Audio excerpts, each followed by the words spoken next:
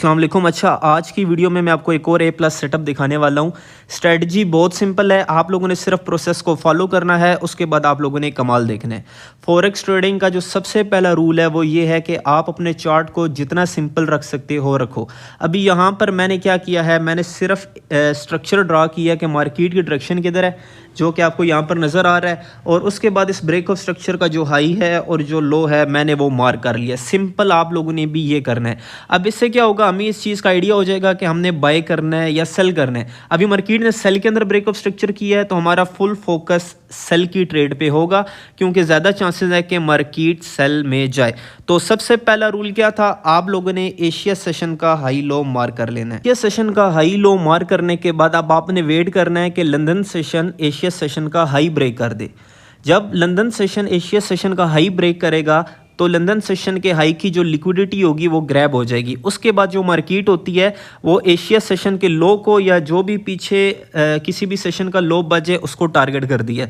तो इस सिनेरियो के अंदर अब हमने मार्केट में सेलिंग देखनी है, तो अब हम ये यहाँ पर ये एक्सपेक्ट करेंगे कि मार्केट क्या करे। सबसे पहले जो आपका एशिया सेशन है, लंदन सेशन जब भी हो एशिया सेशन का हाई ब्रेक करे। ब्रेक करने के बाद वो क्या करे कि अपनी जो है मूवमेंट सेल की तरफ ले जाए। अगर आप लोग यहाँ पर देखें तो मार्केट ने जो है एशिया सेशन का हाई स्वीप कर दिया है। अब हमने सेल की एंट्री लेनी है। सेल की एंट्री लेने के लिए सबसे पहले आप लोगों ने देखना है M1 के अंदर के मार्केट ने अपना स्ट्रक्चर शिफ्ट किया है कि नहीं किया। तो अगर आप यहाँ पर देखें तो मार्केट ने जो लास्ट ब्रेक ऑफ स्ट्रक्चर किया था वो उसने किया था यहाँ पर, जो ये वाला स्ट्रक्चर था ये लास्ट ब्रेक ऑफ स्ट्रक्चर था।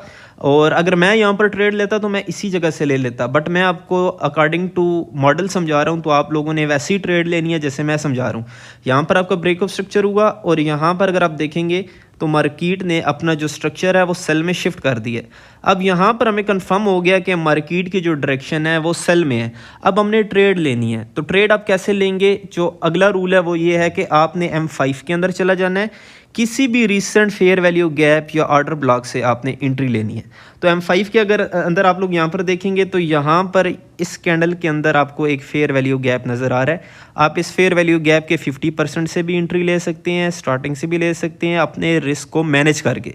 तो मैं यहाँ से अगर इसके 50% से एंट्री लूँ तो मेरी एंट्री यहाँ से बनती है।